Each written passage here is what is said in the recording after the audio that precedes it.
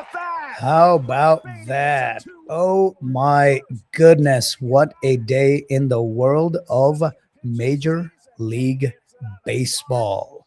Well, we're going to get things going with that. Welcome back. Welcome back. Welcome back to the Sports Spotlight. All right. This is it. This is the moment of truth. Rizwan versus the machine. I've got Manny. I've got Shep, both with me. Now I have to transfer them to on air. Let's see if it works. All right. I think I've got Manny on the air. Manny, you there? Yep, I'm here. All right. Here we go. And Shep, you there? I am here. Yes. No need for the intern suits. I got this. I got this. All right. Welcome back, man. It's been a while since all of us have been together because Shep's been like, I don't know, doing ridiculous stuff like spending time with family. Yep, on the beach. On a beach, man. Oh man, actually Manny did some family time, took a trip out. Oh my goodness, what are we doing here? Sorry about that. We're having some issues with our equipment here. I'm gonna get this conversation going. So, and then I'll try to see if I can fix this. So, I know this isn't necessarily the forte for either one of you. And honestly, where we are in the dog days of August for Major League Baseball, you know, things don't really get exciting until September starts and the pennants start to shape up. But boy, oh boy, what happened last night? I felt we would be remiss if we did not start things off with this.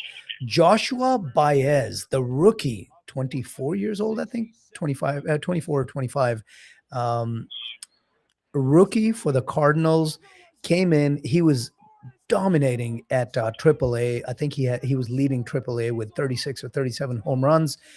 Got the promotion, got the call, and boy, oh boy, did he ring in 3 home runs in his first 3 major league at bats, including, I believe, that first one was on the very first pitch he saw in the majors. First pitch home run, second at bat hits a home run, third at bat hits a home run. Uh, Is he going to hit 120 home runs? Maybe not. What did you guys see? I mean, this guy was just insane. So he did it here in Chicago against the Cubs, which that's not the rivalry the Cubs want to have go south, even though they're comfortably ahead of the Cardinals at the moment in the standings. But first 3 at bats to have 3 home runs in the majors, man. I don't care how humid it's been in Chicago the last week because of rain. That's pretty good. Okay, I mean I don't. And he was a second round prospect. I think he was a second rounder out of the Boston area. He looked, man. He's been tearing up AAA. It's been kind of a mediocre season so far for the just over 500 for the Cardinals. So yeah, I mean that gives them hope for the future. We'll see how pitchers adjust to him, right? But the Cubs certainly didn't make any adjustments yesterday. Absolutely, absolutely. Look, I'm a little jealous, a little unhappy with what This is a franchise that had Albert Pujols. What are we doing here? Sorry about that.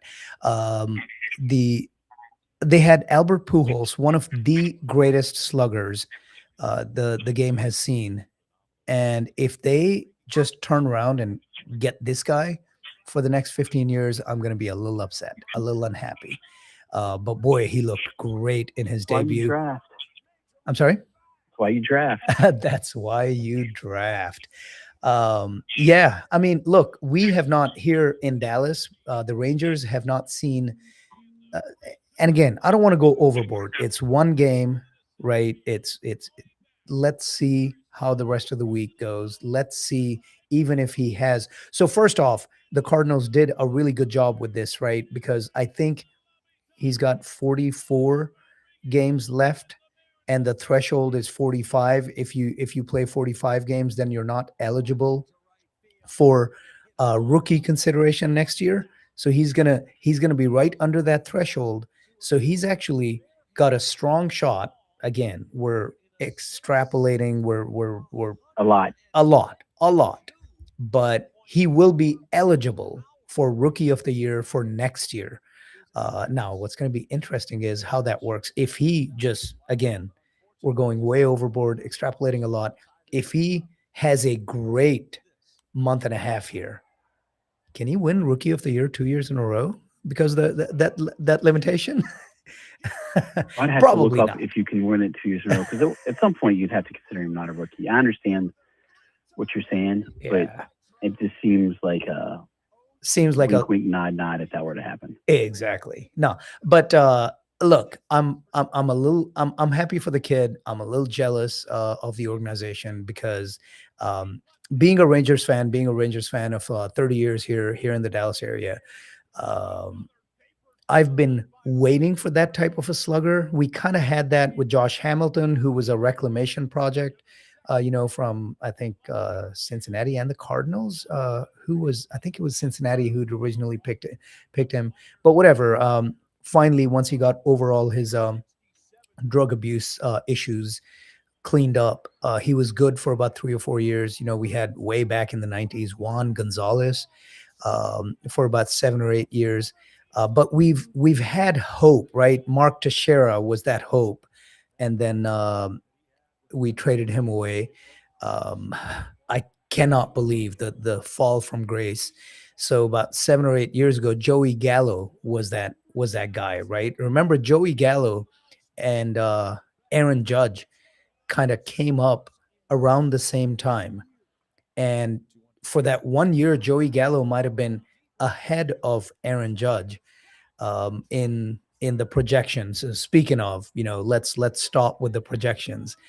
For that year, when Joey hit like 250 and 49 home runs or whatever it was, everything was set up for him. Joey Gallo was supposed to be the next slugger to dominate for the Rangers, dominate the major leagues, and then the fall from grace that happened after that. The Rangers were lucky to actually trade him away for what they could before it got really bad. But I mean, he just plummeted and was gone by the time he was 27 years old. I understand he's trying to make a comeback as a pitcher now. I think I read an article a couple of weeks ago that he's trying to come back. But regardless, so yeah, let's be careful about projections. Things change very quickly. But I've been waiting for our Rangers to have a generational slugger that could just be that dude for a good 6, 8, 10 years. And we just haven't seen that since Juan Gonzalez back in the 90s. But yeah, happy for the kid, unhappy for this franchise if he ends up being a dominating force for the next decade. But great stuff for fans of the game. And if you like seeing young talent rise, do it the right way, right? Rise through AA a couple of years ago, AAA dominating this year, and now having a great debut. All right, you know what time it is. We're in August, and Shep, I'm gonna touch on this, and we'll talk more about this later on in a little bit. But boy, oh boy, we've got a fantasy football draft coming up later today. What is it? The 26th annual, I right? thought this was 25. Maybe it's year 26. We probably would have made more fanfare of it if last year had been the 25th, right? So maybe it is. We gotta think about that. But here we go with On a mission, searching, finding Rice, and gets popped by Petrie and loses the ball incomplete. And Petrie got out. Now being chased with a flag. That takes another vicious hit. Another vicious hit on Drake May. That gives me the warm and fuzzies watching Drake May get demolished. See how his offensive line does this year. Yeah, boy, oh boy, it is time. All right, Manny, you've been awfully quiet, but it is time for you to start talking, baby, because it's NFL time. The Hall of Fame game took place a little while back. We talked a little bit about it last Sunday, but here we go. A full slate of preseason games under our belt. The NFL is back. I was excited. I actually, I sat there and watched a preseason game. That's what the NFL is. I haven't watched a whole Major League Baseball game this year, but I sat there and watched. I didn't watch the whole thing, but I sat there and watched a preseason game. So here we are. Finish. Not from start to finish. No. Okay. But I watched a good hour of it.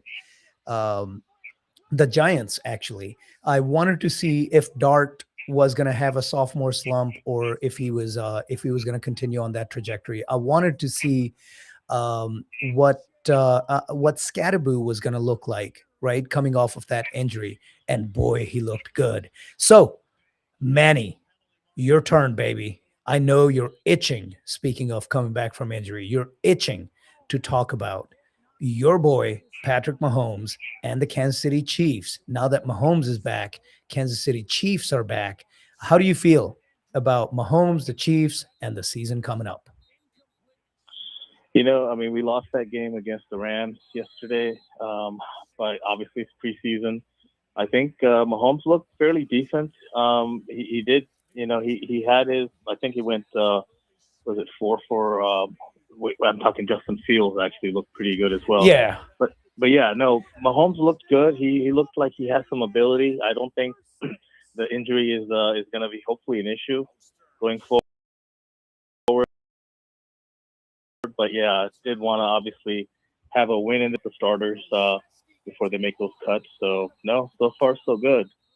So far so good indeed. So yes, all indications are that Mahomes is back. Right, he's on track to start the season. Rashee Rice is on track to start the season, unless he does something dumb between now and then. But yes, you're right. Mahomes did not take the field in the game, but all indications coming out of camp are that he's back. He's on schedule. Everything is going to be fine. Justin Fields, I think with y'all's connection, now that the Chiefs have him as more than likely going to be the backup, because look, it's not going to be Nussmeier or I don't even know how to pronounce this dude's name, Oladokun. It ain't going to be them. So Justin Fields is probably going to be the backup. And with the starters out there, he looked 4 for 4, 41 yards. Yeah. This is a guy who has been reviled for 5 years in the NFL, but he's resilient. He's always there. He keeps coming back, keeps popping up, whether it's with Pittsburgh, whether it's with the Jets. And here we go. Now he's going to be the backup to the great Patrick Mahomes in Kansas City. Shep, I want to hear your perspective because he did spend some time with your hometown team.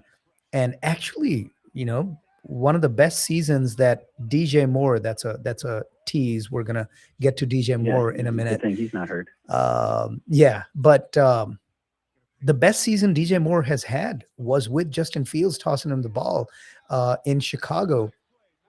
What do you see with this guy? Do you see him winning the backup job in Kansas City? I mean, sure, but does it matter? I mean, if he has to play, the Chiefs are toast because Justin Fields has never learned how to read more than one read deep on a football field. Yeah. And I remember when he was in college, I had the old Gene's Page message board, the Mississippi State message board. I got in an argument with people because I was like, no, he's not going to be a good NFL quarterback. People are like, you're crazy. I was like, no, he's never had to make more than one read in his life at Ohio State. If he ever does, they're screwed. And he's never learned how to make more than one read. He's got all the athletic talent in the world. He seems like a nice enough guy, Yeah. but he just cannot read even like the complicated Alabama college defense. They torched him in that championship game, Mm-hmm. and that's just continued in the pros. He's a great athlete who, if the play design is correct and he makes his first read, they'll be successful. If not, if he can tuck it and run, he'll be okay. But outside of that, no. Let's expand that a little bit, and we're gonna kind of deviate from the NFL talk, but not really. Let's talk about these big name power programs, the Ohio States, the Oklahomas, the Floridas, especially the Steve Spurrier Floridas of the 90s, right?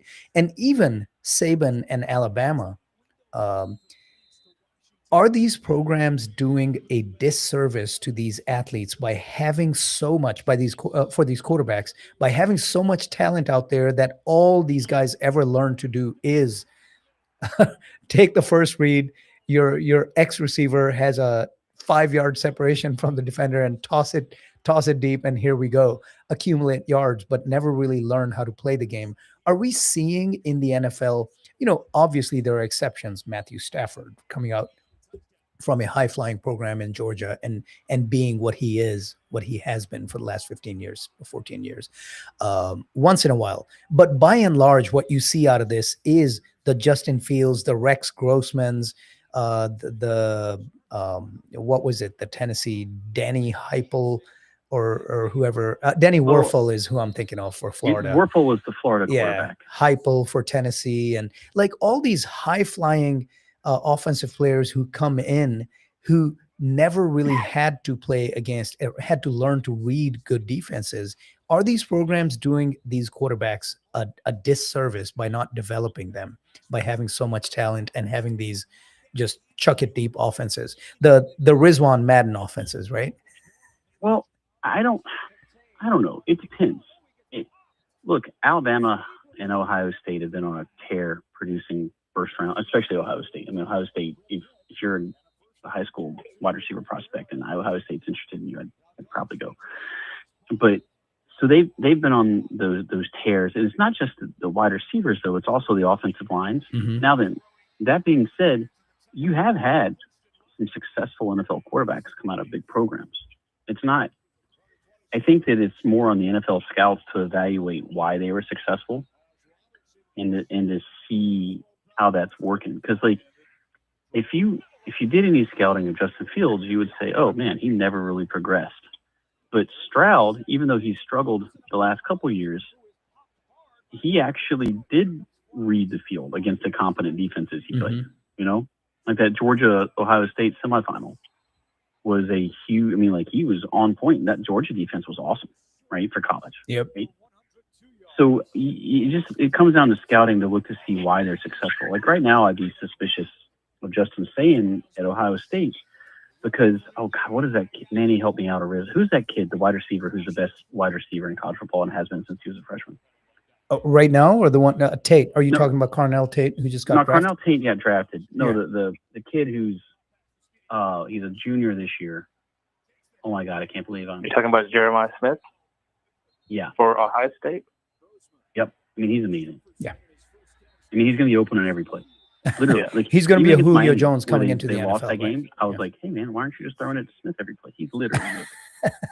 Yeah, he's 6'3" as well. So he's got the height for those catches. Yeah. Yep. All right. So didn't mean to go to college. We will go to college next week. We're going to be talking about college because college season, of course, starts earlier than the NFL. The NFL is still, I was disappointed to see it's still 24 days away at 23, maybe today. Oh yeah. Makes me nervous about our draft this afternoon. Yeah, it's a little plenty early. of time for me to get Justin or Andrew Luck like I did a few years ago. So Manny, Shep and I are in this friends league going back to our college buddies. We've been doing it. It's either 25 or 26 years. It's been ages.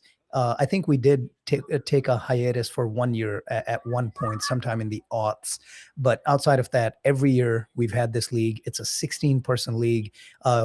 We'll talk a lot about it during the season between September and December. as that's going on. But yes, our draft is coming up today, and it's a very, very unique league. I've never even heard of a fantasy football league like ours. It's a 16-teamer, and the way we've devised, and kudos to Kelvin, the commish, who came up with a lot of these unique wrinkles. We don't have a tight end position, and we don't really have a set running back position. We'll allow a couple of running backs, but you can have as little as 0 running backs. You can go 5 wide. The old Jerry Glanville offense, right? But it's a great league, and we've got the draft coming up this afternoon, just a few hours away. So it's going to be exciting times. Hey, I did mean to talk about some of the other stuff. So first, let's talk about the Cowboys. So I actually watched the Cowboys preseason game for about 20-30 minutes as well. Cowboys beat Seattle 17-7, but I don't know, what did we actually learn from this victory? Anything? Can we hang our hat on anything here? Because it was just it was all the backups, the Miltons and the Drew Lock for Seattle. Anything substantive on the offensive line, defensive line side? Can we consider this a dominant victory by the Cowboys, or is it just chalk it up to preseason, ho hum, move on? Let's see how we do in the second game when the starters play. Yeah, I mean, what did they win? I think 17-7. 17-7. I mean, it was certainly one of the things I saw was on the highlights. I didn't watch the game, but I did see Camden Brown with some of those amazing plays. So yeah, I think, there's certainly a lot of excitement there as far as coming from training camp and here in the preseason. But Seattle, I think, they have certainly some good wide receivers as well, but they certainly need to get better handle on some of those penalties. A couple of them cost them some first downs there. Yep. All right. So hope for the Cowboys, but we'll see more when the starters play. Hey, I do want to pivot to, I mentioned DJ Moore. We've got a couple of minutes. We're probably going to get to the break and then continue the conversation after the break. But DJ Moore, the shiny new toy that Josh Allen got. Have you guys seen the highlights? So Josh was 3 for 3 going to DJ Moore for I think he made 3 catches for 61 yards. And he was. I understand this is preseason. It was starters on starters for whatever reason. The Bills put Josh Allen out there, which was surprising, but I guess they wanted to make sure, because of this new shiny toy, they wanted to make sure that they got that the starters got at least 2 drives, and that's all they got, 2 drives. But the connection going from Josh to DJ Moore in this one preseason game, caveat there, looked really good because DJ was open by 5 yards on every single one of those 3 throws. Is this it? Does he? I take that back. He did have 4 targets, so he wasn't 3 for 3. He was 3 for 4. But 61 yards with that long one of 31, but just being so wide open. Can we chalk that up to just being a preseason game, or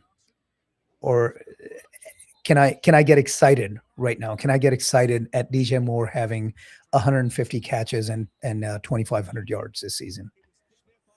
I mean, you can get excited all you want, man. He is the best receiver Allen's had in a bit, right? Yeah. So, look, I would temper my expectations a little bit, but I think he's gonna do real well.